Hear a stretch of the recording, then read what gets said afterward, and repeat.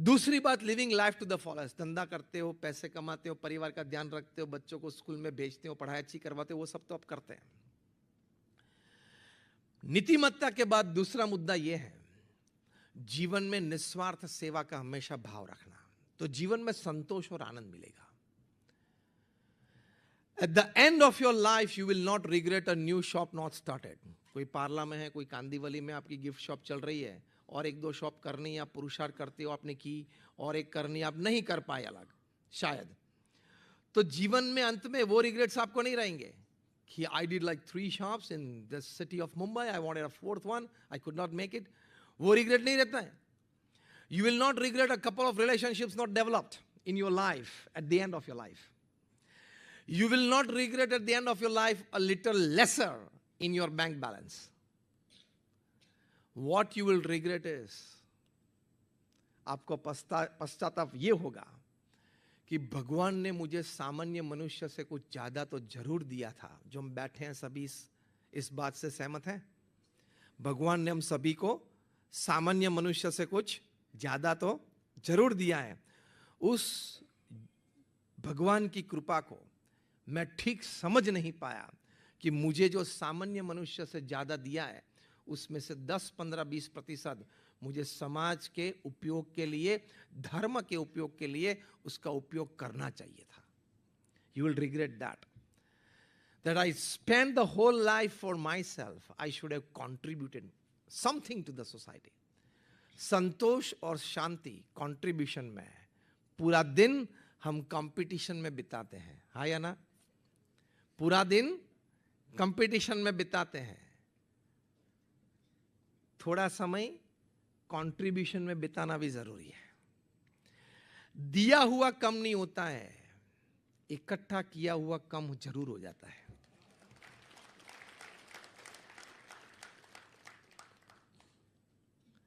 Partner ले जाता है, बीवी डिवोर्स लेके चली जाती है तो वो आधा ले जाती है। इकट्ठा किया हुआ चोर चोरी कर लेता है, इकट्ठा किया हुआ शायद आपके पास से जा सकता है। दिया हुआ आपके पास, जिन्होंने लिया उसके पास, दोनों के पास रहता है। उसके पास जो आपने दिया वो रहता है, आपके पास दिया उसकी वजह से जो आनंद शांति मिली वो रहती है। So my second point in living life to the fullest, contribute.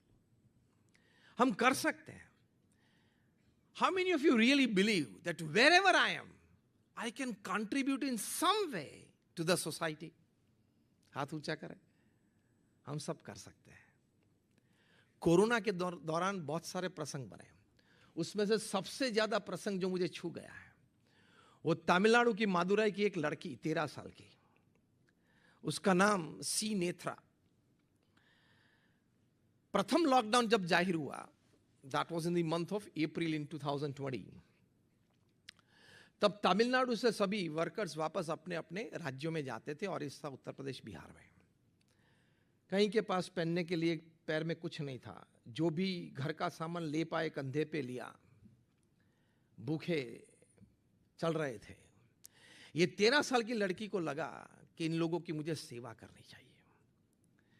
She was very bright in her academics. So उनके पिताजी तो सामान्य बारवर थे, उनका नाम सी मोहनदास। 5 लाख की डिपॉजिट रखी थी बच्ची को पढ़ाने के लिए, क्योंकि ये छोटी लड़की की इच्छा थी मुझे यूपीएससी क्लियर करनी है और पब्लिक सर्विसेज में जाना है। The little girl approaches her father and said, पिताजी ये 5 लाख रुपए रखें, मेरी इच्छा है कि उनका हम ये गेहूं वगैरह लाएं, हम सब मोहल्ले की सब स्त्रियां को इकट्ठा करके फूड पैकेट्स बनाएं और सभी को फूड पैकेट्स दें। पिताजी के आंख में आंसू आ गए, लेकिन लगा कि मेरी एक ही लड़की है, उसकी ये भावना है और इस प्रकार के संजोग परिस्थिति है, चलते हैं करते हैं। किया और सभी को फूड पैकेट्स बांट दिए। 5 लाख रुपए पूरे हो गए। समझ सकते हैं कि एक बार्बर जो एक सलून चला रहा है, उनके लिए 5 लाख रुपया मतलब एक for his life, for the future of his daughter, ये एक ही राशि थी, उसको खर्च कर देना बड़ी बात होती है। लेकिन ये कुछ लोकल न्यूज़पेपर में छपा, रिफ्लेक्ट होते होते पीएम मोदी तक पहुंची। पीएम मोदी ने ये बात मन की बात में ली। उस लड़की का फोटो भी मन की बात में आया। पीएम मोदी ने स्वयं प्रशंसा की, बधाइयां दी। After Mann Ki Baat there was a stream of VIP and VVIP visits at our home. सब मिलने आ गए और सबने भेंट दी, छोटी बड़ी भेंट दी। पता नहीं सीजीआई के पास से लाएंगे, बाहर से कहां से, लेकिन लेके आए, दिया। The then prime minister of Tamil Nadu mister Palaniswami, वे भी आए घर पे। उन्होंने वहीं से अनाउंसमेंट की कि ये लड़की को जहां तक पढ़ना है और जहां भी पढ़ना है, Tamil Nadu government will take care of हर।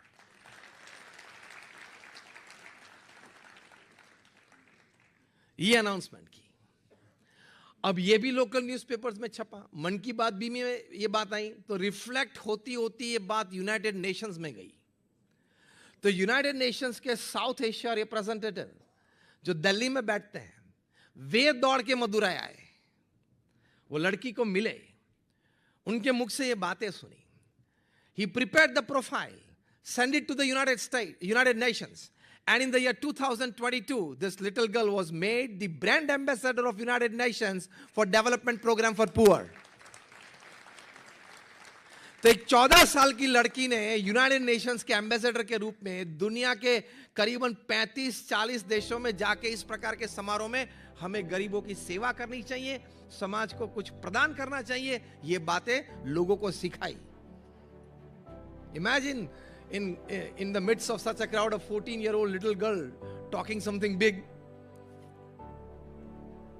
लेकिन जीवन में था, अंतर में भावना थी। कंट्रीब्यूशन हमारे पास से अपेक्षित है। कंट्रीब्यूशन हम समाज को करें, हम समाज को उपकार नहीं दे रहे। It is a human duty. क्यों? पूरे एनिमल किंगडम में सभी अस्तित्व को भगवान ने बुद्धि नहीं दी, एक मनुष्य को ही दी और किसी को नहीं।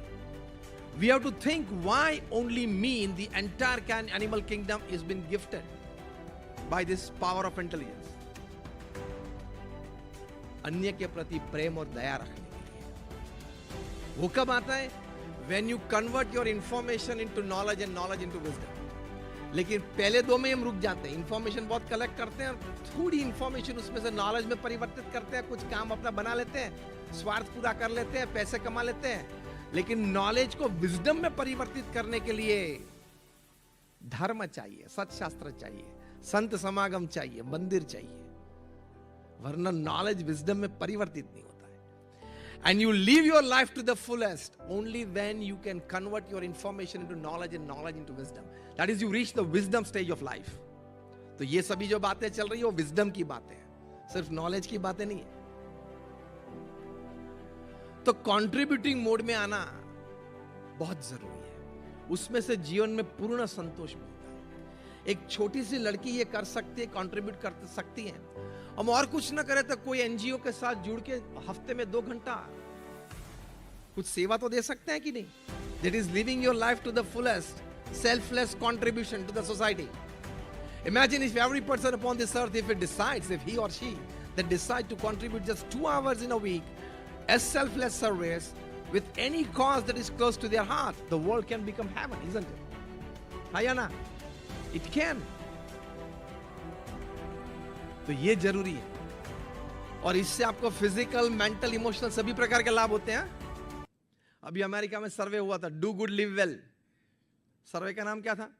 Do good live well.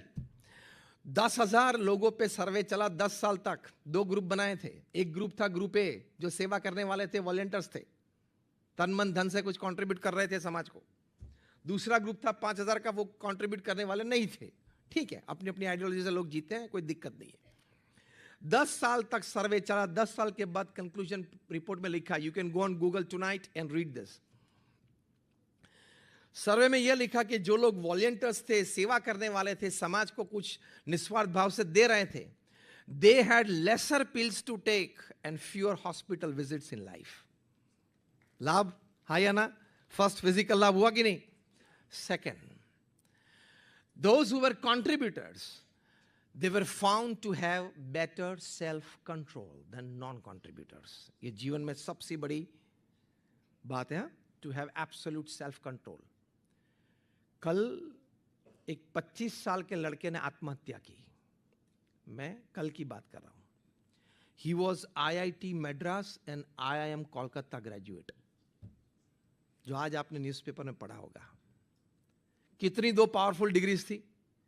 IIT Madras से बीटेक and IIM कोलकाता से MBA. It's a powerful combination. Techno management degree is a very powerful combination. That too from such institutes, world-class institutes. 25 साल का लड़का. वर्क प्रेशर हैंडल नहीं कर पाया. He committed suicide. मतलब self control नहीं था. तो लाइफ ने उनको बहुत बड़ी भेंट दी थी. IIT Madras and IIM Kolkata, combination of that is a dream for any person, any student upon this earth. तो ये लाइफ ने उसको दिया था. ये होने के बावजूद भी उन्होंने सुसाइड किया. क्यों? सेल्फ कंट्रोल नहीं रख पाए. क्यों नहीं रख पाए? इस बारे में कभी सोचा नहीं था. क्यों नहीं सोचा था? वो जो आप सब भूल कर रहे हो अपने बच्चों के साथ डीलिंग में, वो भूल ये है. You teach your children the theories and stories of success. You hardly or never talk to your children about handling failures in life. That is the biggest problem with today's parents.